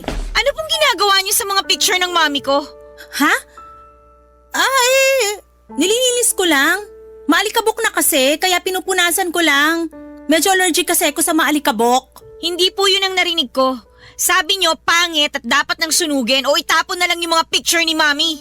Narinig mo naman pala eh. Nagtatanong ka pa? Inaano po ba kayo ng mami ko? Wala na nga siya, di ba? Pansin ko parang gigil na gigil kayo sa mga gamit at alaala niya. Ay, napansin mo rin pala. Pero mali ka, kasi di lang ako gigil na gigil. Galit na galit pa ako. Wala na nga siya pero masyado pa rin siyang atribida sa pamamahay na to. Bakit kasi di na lang iligpit mga picture niya? Pakiramdam ko tuloy nakatingin siya sa akin tuwing nandito ako sa sala. Hindi niyo po gagalawin ang mga picture ng mami ko. At bakit? Pamamahay ko na rin to para sa kaalaman mo kaya may karapatan na ako. Ano? Kailan ba kayo nagkaroon ng karapatan dito? Tinatanong mo pa talaga? Bobo ka ba o ano? Naturingan kang nag-aaral pero di mo naman ginagamit utak mo. Siyempre, nagkaroon na ako ng karapatan sa bahay na to simula nang umapak ako dito. Kahit kailan hindi niyo mapapalitan ng mami ko. Hindi ko naman papalitan yung mommy mo, no? Nakakahagard kaya ginagawa niya, saka nakakalo siyang magkaroon ng anak na katulad mo. Nakakapagod kang asikasuhin sa totoo lang. Ang tanda-tanda mo na pero wala ka pa ring alam sa mundo. Masyado ka kasing in-spoil ng mga magulang mo kaya wala ka pa ring alam. Sabi na nga ba hindi niyo talaga ako gusto. Nagkukunwari lang kayo na mabait sa akin. Sinubukan ko naman magustuhan ka pero di ko talaga nagawa. At least, magaling ako mag-pretend para hindi ako malagot sa daddy mo. Pero ikaw talaga yung panira sa amin eh. Anong ibig niyong sabihin? Pag magkasama kami, lagi kanyang bukang bibig. Naaalibatbaran ako. Lagi niyang sinasabi na mahal ka niya, na proud siya sa'yo at kung ano-ano pa. Pakiramdam ko, di na tuloy ako mahalaga sa kanya kasi puro na lang ikaw ang laman ng isip niya. Malamang, daddy ko siya eh. At saka, bakit niyo naman naisip yung bagay na yan? Kayo nga yung karelasyon niya. Hindi naman ako, di ba? Anong sinabi mo? Napakabastos mo ah! Hindi ako bastos. Kayo yung bastos kasi nagagalit kayo sa akin ng walang dahilan. Tapos binabastos niyo pa yung alaala ng mami ko. Gagawin ko ang gusto ko kasi bahay ko na rin to. At wala kang magagawa doon kundi sumunod lang sa akin. Kasi kung hindi, isusumbong kita sa daddy mo. Sasabihin kong matigas ang ulo mo at binabastos mo ko. Hindi totoo yan! Kaya nga, manahimik ka na lang. Huwag ka nang magmatigas at sundin mo na lang ang gusto kong mangyari. Ako pa rin naman ang nanay-nanayan mo rito eh. Kaya huwag ka nang magmatigas. May naisip ako. Ang una mong gawin, iligpit mo yung mga picture ng mami mo. Ilagay mo sa baul, dun sa pinakailalim, tapos takpan mo para di ko makita. At bakit ko naman gagawin yun? Dahil utos ko, at yun ang gusto ko. Sasampalin talaga kita pag may nakita ko ni isang picture ng mami mo. Sumusobra na kayo? Akala nyo kung sino kayo kung makapag-reyna-reynahan dito sa bahay namin? Reyna naman talaga ako sa bahay na to. Baka nakakalimutan mo na may relasyon kami ng tatay mo. Pinatira niya rin ako rito sa bahay nyo at ako na ang mami mo. Sino may sabi na mami ang turing ko sa inyo? Ay, hindi ba? Hindi! Matapos sa mga pinaggagawa nyo? Wala akong pake. Basta sundin mo ang inuutos ko kung ayaw mo magalit ako sa'yo at may kalagyan ka. Buisit na to? Dami pang satsat? Hay! Kainis! Papadudot lumabas din ang tunay niyang kulay. Ayaw niya ako sa bahay namin kasi spoiled daw ako at lagi niyang naaalala sa akin ang mami ko. Hindi ko maintindihan kung bakit ganon siyang mag-isip.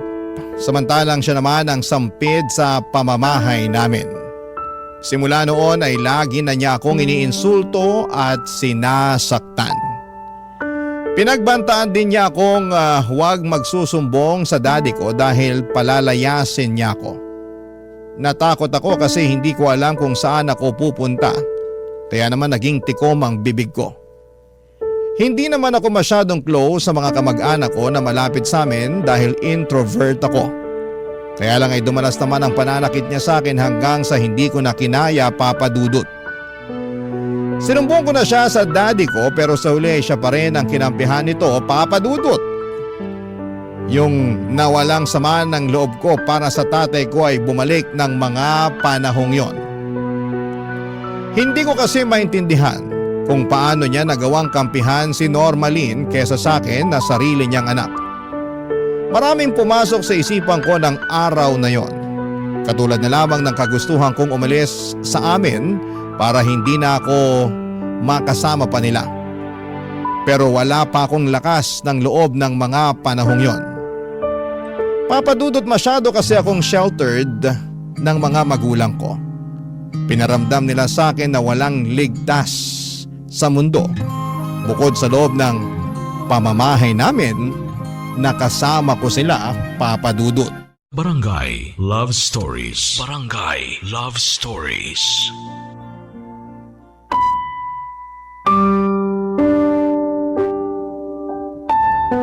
Papa Dudut, wala akong pinagsabihan sa mga kamag-anak ko sa father side tungkol sa pang-aabuso sa akin ni Normalin.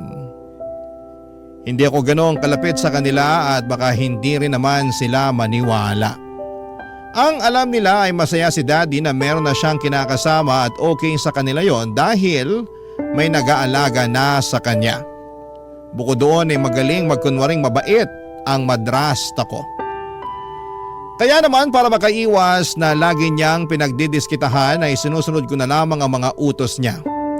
Hindi ko na rin inulit pa ang pagsasabi sa tatay ko dahil hindi rin naman niya ako kakampihan. Tiniis ko na lamang ang lahat hanggang sa hindi ko na namalaya na 1 taon ko na palang kasama sa bahay namin ang madrasta ko, Papa Dudut. Tapos ay doon ko na siya nahuling iniiputan sa ulo ang tatay ko kapag nakatalikod ito. Galit na galit ako sa kanya kasi nakuha niya pang manlalaki samantalang nandyan naman ang daddy ko. Hindi ko matanggap na sa kabila ng lahat ng mabubuting bagay na ibinigay sa kanya ng tatay ko ay nakuha niya pa talagang humanap ng iba. Alam ni Normally na alam kong may iba siyang kinakalantaring lalaki dahil minsan ko silang nahuli sa bahay namin na naglalampungan habang nasa tindahan ng daddy ko. Pero pinagbantaan niya akong huwag na huwag magsusumbong sa tatay ko kung ayaw kung ako ang lumabas na masama sa aming dalawa. 3 araw akong nagpigil ng dila pero kinain ako ng matinding konsensya. Kaya hindi talaga kinaya ng kalooban ko, Papa Dudut.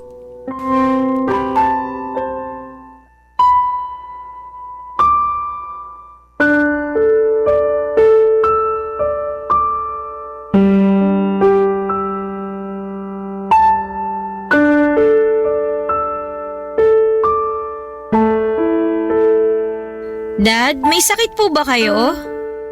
Pansin ko parang wala kayong ganang kumain eh. Yung almusal at tanghalian nyo halos hindi nyo nagalaw. Wala akong sakit, nak. Malungkot lang ako. Bakit po? Pwede ko bang malaman, Dad? Baka hindi mo rin maintindihan. Hindi na ako bata. 19 years old na ako.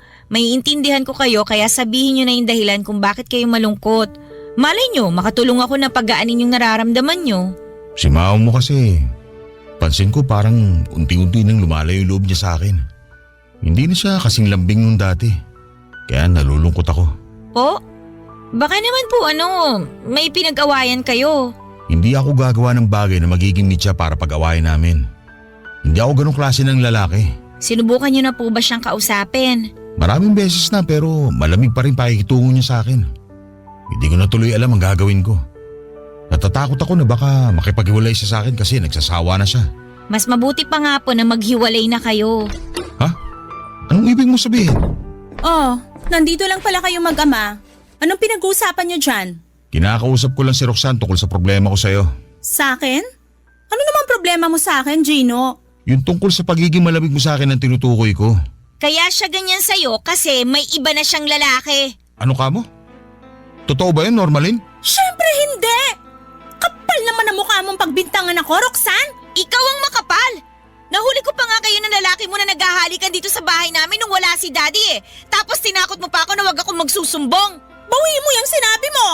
Gumagawa ka lang ng kwento! Pinagsasabi mo? Hindi ako gumagawa ng kwento ha? Totoo ba yun, Normalin? Sumagot ka.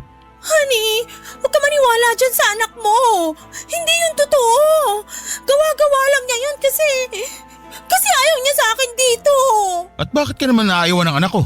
Kasi kahit anong gawin ko, hindi ko pa rin daw mapapalitan ang posisyon ng mami niya. Sinabi mo yun sa mama mo? Hindi po, Dad. Wala po akong sinasabing ganyan sa kanya. Pero yun naman ang pinararamdam mo sa akin. Ibig sabihin mulat sa pool, ikaw pala talaga may problema sa mama mo? At ngayon gusto mo siya siraan sa akin? Hindi po totoo yan. Hindi ko siya sinisiraan sa inyo. Siya talaga yung nagsisinungaling sa aming dalawa, Dad. Dad, maniwala kayo sa akin. Paano pa kita paniniwalaan na nung nakaraan lang bukang bibig mo lagi ang mami mo? Ilang beses ko ba dapat sabihin sa'yo na patay na siya at hindi na siya babalik sa atin? Alam ko naman po yun. Pero hindi ibig sabihin na kalilimutan na natin siya. Gusto nyo kasi gayahin ko kayo na makamove on na eh. Pero para sa akin, hindi ganun kadali gawin yun.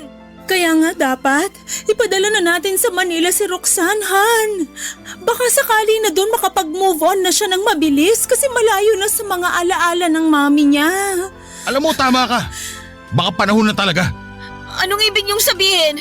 Tinawagan ako ng tiyahin mo, yung pangalawang kapatid ng mami mo. Kinumusta tayo rito tapos tinanong ka. Sabi ko, magkokolehiyo ka na. Sinabi niya sa akin kung gusto mo raw doon mag-aral sa Maynila. Maganda raw yung kung sakali para may kasama siya sa bahay. Lahat kasi ng pinsan mo nakapag-asawa na. Hindi ko sinabi sa'yo kagad yun kasi ayoko mapalayo ka sa akin. Pero sa nakikita ko, oras na para matuto kang tumayo sa sarili mo mga paa. Pero ayoko pa rin po. Wala naman ako alam sa Maynila eh.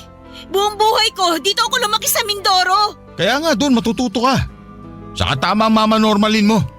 Kung malayo ka rito sa atin, mas madali mo makakalimutan ang mami mo. Tandaan mo, patay na ang mami mo. Kailangan mo na lang tanggapin yun para makausad ka. Hindi yung habang buhay ka na lang magpapatali sa nakaraan.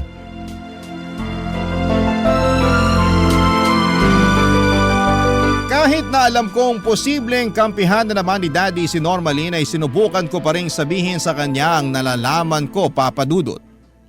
Pero ako pa rin ang lumabas na masama kahit na concern lang naman ako sa kapakanan niya bilang tatay ko.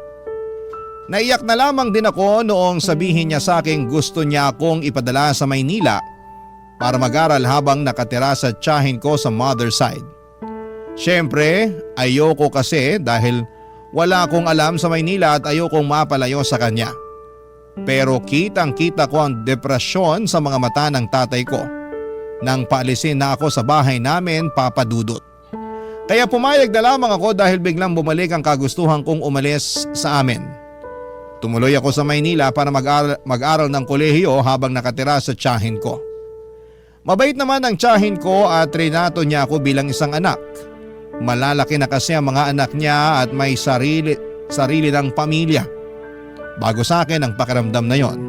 Dahil hindi ko naman ka-close ang mga relatives ko sa side ng nanay ko. Nasa Maynila kasi sila lahat at puro kamag-anak lang ni Daddy ang kilala ko na majority ay nasa Occidental Mindoro. Masasabi ko na kahit malayo ako sa tatay ko ay naging masaya naman ako sa piling ng iba ko pang mga kamag-anak. Kaya lang pagkaraan ng isang taon, nakatanggap ako ng tawag mula kay Daddy na nagmamakaawa siyang uwian ko siya sa probinsya namin dahil iniwan na raw siya ni Normalin at mag-isa na lamang siya. At dahil naawa ako sa tatay ko ay nagpaalam ako sa tiyahin ko na babalik na sa amin. Nung una ay ayaw pa niya pero hinayaan na lamang niya ako. Nangako ako na hindi ko siya kakalimutan at kapag nakapagtapos ako ng pag-aaral at may trabaho na ako ay dadalawin ko siya sa Maynila. Papa Dudut, umuwi ako sa Mindoro at doon ko na lang pinagpatuloy ang kolehiyo. Pero 2 buwan pa lamang ang nakakalipas. May bago na namang babae na pinakilala si Daddy at hindi nagtagal ay binahay na rin niya ito, Papa Dudut.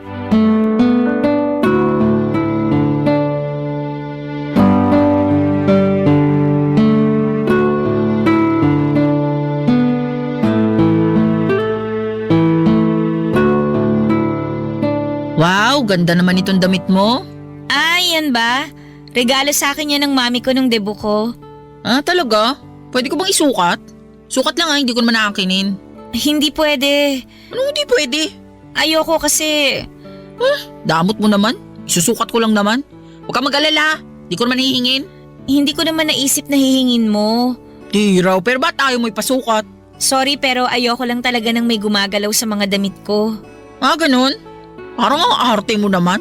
Hindi ka artehan yon. Mahalaga sa akin ang damit na yan kasi bigay yan ng mami ko. Okay, fine. Pasensya na talaga ha. Okay, fine nga, di ba? Saka hindi ko lang kasi mapigilan, ang gaganda kasi. Alam mo, bihira lang naman ako makapagsuot ng magandang damit, lalo na pagmamahalin. Wala kasi akong pambili. Karamihan sa mga damit ko galing sa ukay-ukay o di kaya pinaglumaan ng ate ko. Kainis tuloy. Maganda naman yung damit na galing ukay-ukay, matitibay tsaka karamihan branded pa. Pero mabaho, marumi, saka malay ko kung saan ba talaga galing yun. Mamaya may kasama pa yung masamang espiritu, yari tayo dyan. Kaya nga nakakainis kasi hindi man lang ako makabili ng magagandang damit na tulad ng mga nakikita ko sa mall o itong sayo. Hirap talagang maging mahirap. Ang mahalaga na lang siguro merong nasusuot, di ba? Oo, pero gusto ko bago, maganda, tsaka mamahalin. Teka, ano pa bang meron dito sa pagmamayari mo? Ha? Teka lang. Wow, ang ganda naman itong earrings na to. Pati yung relo saka bracelet. Taray ah.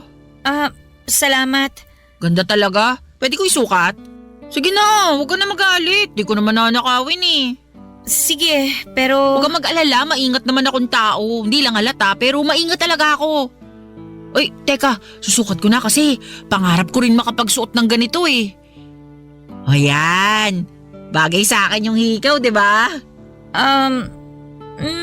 Bagay naman. Tingnan ko nga sa salamin. Wow, bagay nga sa akin. Bili ba to ng daddy mo sa'yo? Oo, regalo niya nung gumraduate ako ng elementary. Matagal na pala pero maganda pa rin. Iba talaga pag tunay, no? Hindi lang pipitsugin at nabibili sa bangketa. Hindi ko kasi masyadong ginagamit eh. Uy, hala, sayang naman. Hindi kasi ako pala suot ng ganyan. Siguro 1 o 2 beses ko lang yan nagamit. Pwede akin na lang? Ha? Kasi hindi mo naman ginagamit, kaya akin na lang. Ayoko nga. Damot mo naman. Ayaw mo mapakinabangan ng iba kaya tinatago mo na lang kahit di mo ginagamit. Ano bang pakialam mo? Sa akin naman yan. Pwede ba? Hubarin mo na nga yung hikaw at ibalik mo na sa akin yan. Oh, eto na. Kana sumigaw dyan. Kala mo di kita naririnig, inapakalapit ko lang naman sa'yo. Ayan na. Masyado ka naman. Di naman ganun kaganda yung hikaw sa bracelet mo, no? Marami pang mas maganda at mas mamahalin sa mall. Kanina lang sinabi mo na magaganda ang mga yan tapos ngayon hindi na. O bakit? Di na ba pwedeng magbago ng comment? Saka na-realize ko na hindi talaga maganda kasi pangit yung ugali ng may-ari. Sinabi mo? Sabi ko, pangit ugali mo. Di na ako magtataka kung bakit ka pinadala ng daddy mo sa Maynila nung wala pa ako sa buhay niya. Kung ako rin yung tatay mo, naku baka pinatapon pa kita sa ibang planeta. Ang kapal naman ng mukha mo. Wala kang alam sa totoong nangyari. Eh yun lang naman ang kunento sa akin ng daddy mo. Baka sa susunod ko pa malaman yung ibang detalye. Pwede ba umalis ka na lang dito sa kwarto ko? Magre-review pa kasi ako eh. Istorbo ka masyado. Bumagsak ka sana sa exam mo. O, alam mo kung sinong matalino. Pweh!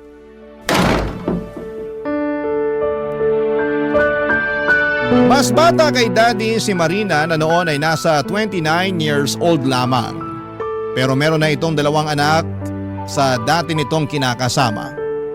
Nung una akala ko po ay mabait siya tapos ay hindi pa nagkakalayo ang edad namin kaya naisip ko na pwede ko siyang maging kaibigan. Kaso habang tumatagal ay unti-unti kong nakikita ang tunay na kulay niya. Madalas kasi siyang humirit ng pera at kung ano-anong gamit kay Daddy. Todo bigay naman sa kanya ang tatay ko kahit na nga palugin na noon ang negosyo namin dahil hindi naman na ma-manage ng maayos ng tatay ko. Halos inubos din kasi ni Normalin ang pera niya bago siya iniwan. Pinagnakawan din siya nito pero hindi na hinabol ng tatay ko. Mabuti na lamang at may natira pa rin kaunti para maisalba yung tindahan namin, Papa Dudut. Bukod sa pagiging maluho ay madalas din akong kainggitan ni Marina sa kadahilan ng hindi ko naman alam. Parang ang init ng dugo niya sa akin. Samantalang katulad ni Normalin ay sampid lang siya sa pamilya namin. Malapit ko na tuloy questionin ang desisyon ni Daddy sa pagpili ng mga babaeng gusto niyang ipalit sa mami ko. Wala kasi sa kalingkingan ng nanay ko at parehong mukhang ginagamit lang siya. Sa kabila ng lahat ay nag-focus na lamang ako sa pag-aaral ko at pilit kong binabaliwala ang mga nararamdaman kong pagtatampo sa sarili kong ama, Papa Dudut. Barangay Love Stories. Barangay Love Stories. Papa Dudut, Papa's girl ako. Mas close ako sa daddy ko kaysa sa mami ko. Para sa akin ay si daddy na yung pinaka-perpektong ama at wala na akong mahihiling pa. Mabait siya sa amin ni mami at prinsesa ang trato niya sa akin. Pero noong nagkaroon na siya ng ibang kinakasama pagkamatay ng mami ko ay nagbago na rin ang turing niya sa akin. Sa tingin ko ay siya pa rin naman yung mapagmahal kong tatay pero may nagbago na nga lang. Marahil ay impluwensya na rin po yun ng mga babaeng nakakasama niya. Kumbaga ay tinuruan nila si daddy na maging malayo sa akin. Bagay na kinakasama ng loob ko dahil wala naman akong ginagawang masama, Papa Dudut. Katulad ng sinabi ko ay nag-focus na lamang ako sa pag-aaral ko hanggang sa makapagtapos ako ng college sa edad na 23 years old. Noong time na yon ay wala na ang negosyo namin na maliit na grocery store. Tuluyan na yung nalugi. Walang ibang pinagkakakitaan ng daddy ko at ako na yung naatasang magtrabaho upang bumuhay sa pamilya namin. Noong time na yon ay nakapasok naman po ako sa isang restaurant sa lugar namin at nagtrabaho ako bilang cook. Pero hindi naman kataasan ng sweldo kaya gipit na gipit pa rin ang pamilya namin. Plus, meron pa akong inggitera at mahaderang madrasta sa katauhan nga ni Marina Papadudut.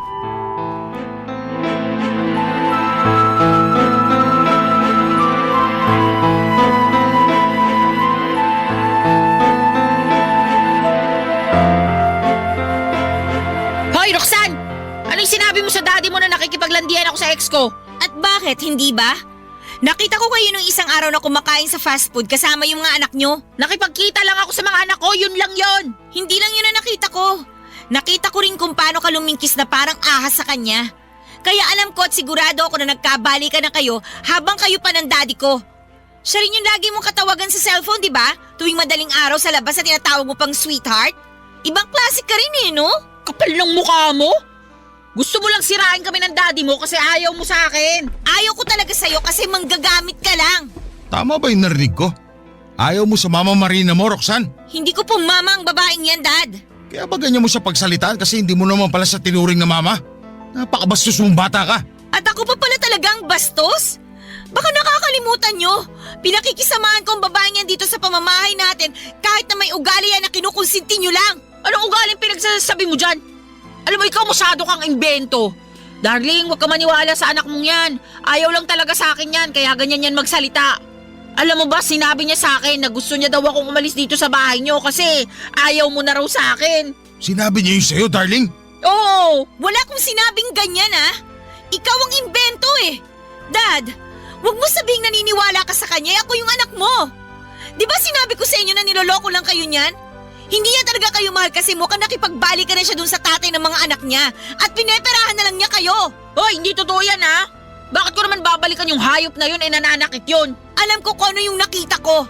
Ginawa mo pa akong sinungaling sa harap ng daddy ko. Masyado kang malisyosa. Gino, pagsabihan mo nga yung anak mo. Pwede ba tumigil na nga kayo? Roxanne, ayoko nang pinagsasalita mo ng ganyan yung mama mo. Mas kinakampihan niyo pa yan kaysa sa akin, Dad. Nag-usap na kami. At nilinaw niya na sa akin na wala nga silang relasyon ng dati niyang kinakasama. Kaya wag mo na lang masyadong bigyan ng kulay yung nakita mo. Wag mo sirain yung pagsasama namin ng mama mo. Ako pa talaga yung sumisira sa pagsasama niyo. Concern lang naman ako sa inyo. Ganyan din yung nangyari sa inyo nun kay Normalin, di ba? Hindi rin kayo nakinig sa akin tapos sa huli, iniwan din kayo at pinagnakawan pa niya kayo. Huwag mo ako kinukumpara sa babae na yon. Magkaiba kami. Para sa akin, pareho lang kayong malandi at manggagamit. Bakit niyo po ako sinampal, Dad? Tigilan mo na kasi ang pagsasabi na kung ano-ano sa mama mo. Hindi ko po siya mama. At kahit kailan walang sino man ang papalit sa mami ko. Hindi ako katulad niyo na gano'n na lang kadaling kinalimutan si mami at ipinagpalit pa sa hindi lang isa, kundi dalawang babae. Galit ako sa inyo, Dad. Galit ako sa inyo. Ayoko na kayo makita. Ayoko na kayo makasama. Saan ka pupunta, Roxanne? Bumalik ka rito! Hayaan mo na siya. Matanda na yung anak mo, huwag mo nang binibaby. Kaya lalong lumalaki ulo Pero anak ko pa rin si Roxanne. At mag-aalala lang ako lalo kung hindi ko alam kung saan siya pupunta. Sinabi ko na matanda na si Roxanne. Siguradong hindi naman siya gagawa ng ikapapahamak niya. Kaya hayaan mo na lang muna yung anak mo. Mabuti pa, pagtitimpla na lang kita ng kape. Halika, doon tayo sa kusina. Ang akala ko, Papa Dudut, ay makikita na ni Daddy ang halaga ko bilang anak niya. Akala ko sa wakas ay kakampihan na niya ako laban sa mga mapang-abuso kong madrasta. Pero nagkamali na naman ako. Kasi kahit sa pagkakataong yon ay pinaramdam niya na hindi niya ako mahal. Kaya naman napuno na ako at sinabi ko sa kanya na galit ako sa kanya. Kita ko ang gulat at lungkot sa reaksyon ng kanyang mga mata pero wala na akong pakialam. Ang tagal kong kinimkim yung galit na yon sa loob ko dahil mahal ko siya at nirerespeto ko bilang tatay ko pero pagod na ako, Papa Dudut. Doon ako nagdesisyon na umalis sa amin sa lalong madaling panahon. Hindi ko lang sinabi sa daddy ko pero nag-apply na ako ng trabaho sa Maynila para pag natanggap ako ay makakalipat na ako. At mabuti na lang dahil pagkalipas ng 1 linggo ay nag-email sa akin ang kumpanyang inaplayan ko. Walang-wala ako ng mga panahon na yon dahil kaka-resign ko lang din sa trabaho pero desidido na akong umalis sa amin.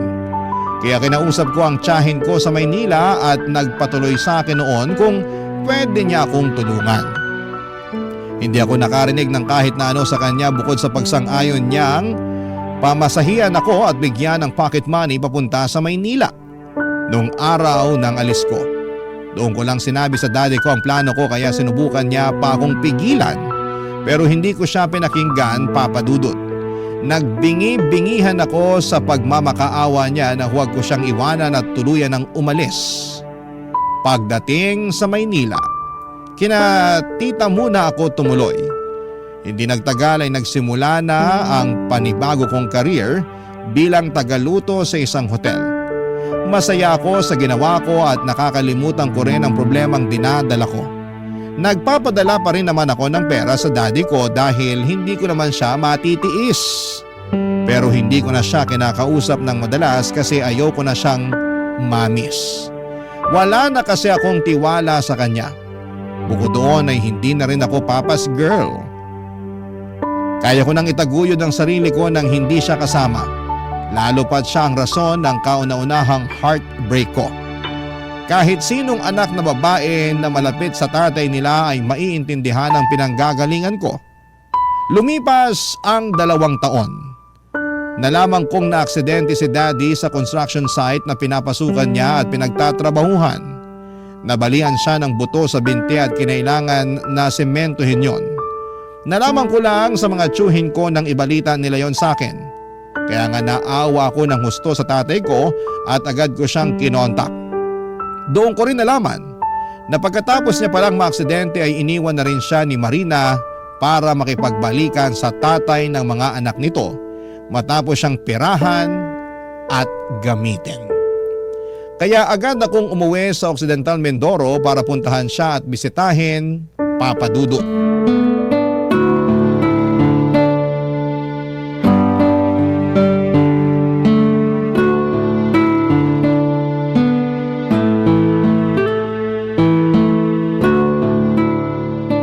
Dad, kain na po kayo. Ako po nagluto niyang paborito niyong sinaing na tulingan. Talaga? Mukhang masarap na ka. Salamat. Kakain ako mamaya pero pwede ba kitang kausapin muna? Sige po, tungkol saan po? Tungkol sa mga bagay na ginawa ko sa'yo simula nung mamatay ang mami mo. Pasensya ka na talaga. Saan po? Kasi naging masamang daddy ako sa'yo. Kinalimutan kita dahil mas inuna kong intindihin ang sarili ko. Akala ko kasi tama yung mga desisyon ko nung araw. Lalo na nung nagkaroon ako ng kinakasama. Pero hindi pala. Kasi lalo lang nila ako inilayo sa'yo. Tungkol po sa bagay na yan. Sige lang. Sabihin mo lang yung mga gusto mong sabihin sa akin. Tatanggapin ko kahit na ano. Kasi alam kong malaki talaga ang kasalanan ko. Aaminin ko na malaki ang tampo ko sa inyo dahil hindi kayo nakinig sa akin nung sinabihan ko na kayo na niloloko lang kayo. Ewan ko ba? Anak niyo ko pero hindi kayo naniwala sa akin. Tapos ngayon pareho na nila kayong iniwan kasi napakinabangan na nila kayo. Sa totoo lang, Dad, malaki po yung galit ko pero hindi na sa inyo kundi sa nangyari. Narealize ko kasi na kahit anong gawin ko, tatay ko pa rin kayo. At sa loob ng 2 taon na hindi tayo magkasama, natutunan ko na kayong patawarin sa mga dasal ko, Dad. Salamat, anak. Malaki yung pagkukulang ko sa'yo bilang tatay mo pero nagpapasalamat ako kasi hindi mo pa rin ako tinakwil. Nagalit ka sa akin pero pinatawad mo pa rin ako. Kayo na lang po kasi ang magulang na meron ako Nawala na nga sa akin si Mami pati ba naman kayo. Sabi nga sa akin ni Tita, hintayin ko na lang daw po yung araw na ma-realize nyo yung mga pagkakamali nyo. Hindi ko naman nakalain na sa ganitong bagay yun mangyayari. Nakakalungkot tsaka masakit. Mabuti na lang hindi pa rin kayo nawala sa akin kasi mas hindi ko po yun kakayanin, Dad. Gabi-gabi ako nagdarasal na sana hindi ako mamatay ng maaga. Kasi gusto ko pang humingi ng tawad sa'yo ng personal, anak. Pinapatawad ko na po kayo, kaya wag na po muna kayong mamamatay. Gusto ko pa pong bumawi sa inyo, Dad. Gusto ko pa po kayong makasama ng matagal. Gusto ko pa rin naman ikaw makasama ng matagal, anak. Pero nahihiya ako sa'yo eh. Ayoko maging kargo mo ako lalo na't baldado na ako at walang silbi. Hindi totoo yan, Dad. Tsaka mas mapapanatag ako kung ako mismo mag-aalaga sa inyo. Kaya nga kung gusto nyo, sumama na lang kayo sa akin sa Maynila para lagi ko kayong nababantayan pag wala akong trabaho. Saan naman tayo titira? Sa tiyahin mo? Hindi na po ako nakatira kina tita. May inuupahan na po akong maliit na apartment. Pwede po kayo magstay doon para magpagaling. Para may kasama na rin ako. Kaya lang sa lagay kong to, parang hindi ko pa kayang bumiyahe ng malayo. Saka baka manibago ako sa Maynila pagdating ko dun. Alam mo namang masanay ako rito sa Mindoro. Nanibago rin po ako pagdating ko doon. Pero nakapag-adjust naman ako, Dad. Pero kung gusto nyo, magpagaling na lang muna kayo dito. Papakiusapan ko na lang po si Tito tsaka yung pinsan ko na tingnan-tingnan kayo kapag umalis na ako. Aabutan ko na lang po sila. Tapos kapag magaling na kayo at nakapag-desisyon na, pwede na kayong lumuwas sa Maynila kasama ako. Ay, mahal ko po itong Mindoro kasi dito ako pinanganak eh. Tsaka dito ako lumaki. Dito rin nakalibing si Mami. Pero sa Maynila na po ang buhay ko. Doon ko na po gusto magsimula ng bagong buhay. Kaya sana, Dad, samahan niyo na po ako doon.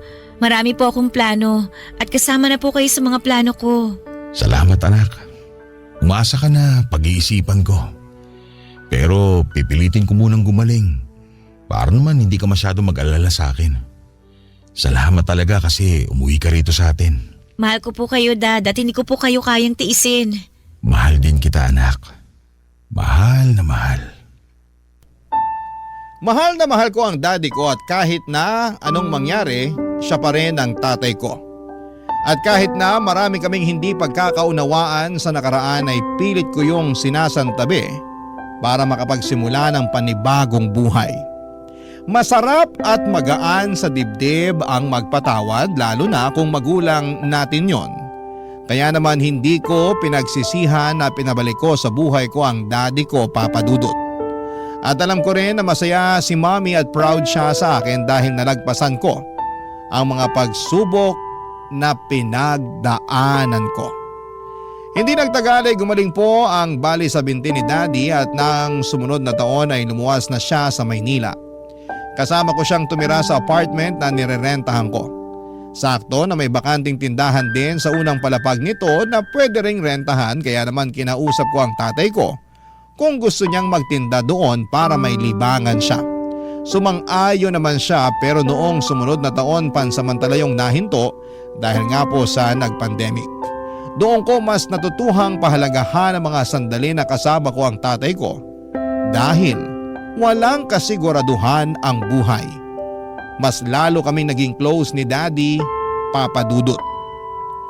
Sa kasalukuyan ay kasal na ako sa husband ko at may isa na akong anak. Pero kasama namin si Daddy sa bago naming bahay.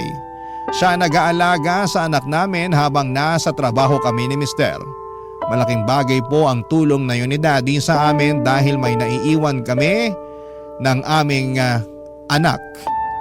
At very thankful naman kami sa kalakasang patuloy na pinagkakaloob sa akin at sa aking tatay, Papa Dudut. Hanggang dito na lamang po ang sulat ko at maraming salamat po sakaling mapili po ninyong i-ere ang istorya ko sa Barangay Love Stories. Sana po ay kinapulutan po ito ng aral at ng inspirasyon ng mga kabarangay natin. God bless po sa inyong istasyon and more power po po, Papa Dudut. Ang inyong forever kapuso at kabarangay Roxanne. Barangay Love Stories. Barangay Love Stories. Anong say mo sa Barangay Love Stories na ito? Pagkwentuhan natin sa comment section yan. Nagustuhan ng iyong napakinggan? Ituloy yan via live stream sa www.gmanetwork.com/radio.